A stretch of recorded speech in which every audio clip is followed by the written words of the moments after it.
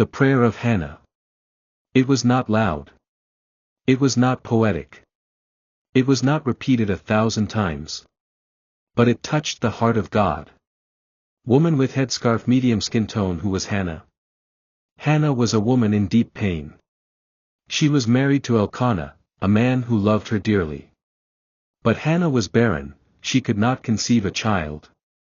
In a time and culture where a woman's value was often tied to her ability to bear children, Hannah's barrenness was not just a personal burden, it was a public shame. To make matters worse, Elkanah's other wife, Peninnah, had children and constantly provoked Hannah, mocking her, taunting her, making her feel even more worthless. Pensive face. Hannah's pain wasn't just physical. It was emotional. Spiritual. She didn't respond with anger. She didn't fight Peninnah. Instead, she went into the temple, and she poured her heart out to God. Her lips moved, but her voice made no sound. She was praying in such deep agony that the priest, Eli, thought she was drunk. But when she explained, she said, "I am a woman of a sorrowful spirit. I have poured out my soul before the Lord."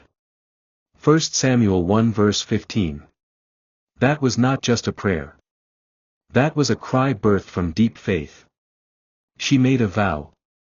"Lord, if you give me a son, I will give him back to you all the days of his life." Sparkles. God heard Hannah. The Bible says, "And the Lord remembered her." 1 Samuel 1 verse 19. Hannah conceived and gave birth to Samuel, a prophet, a priest, a kingmaker. And true to her word, Hannah didn't keep Samuel for herself. She gave him back to the Lord, presenting him at the temple to be raised in God's presence. Open book lessons from Hannah's prayer. 1. You can pray through pain. Hannah teaches us that your tears are valid before God. You don't need perfect words, just an honest heart. 2. God hears silent prayers. She didn't shout. She didn't make a show. But heaven responded. 3. Your barrenness has a purpose. Sometimes God delays a blessing so it can be birthed through surrender.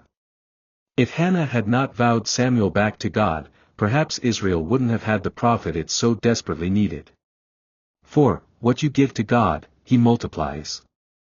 After giving up Samuel, Hannah didn't end in lack. She went on to have 5 more children. You cannot outgive God. 5. Your pain can birth a prophet.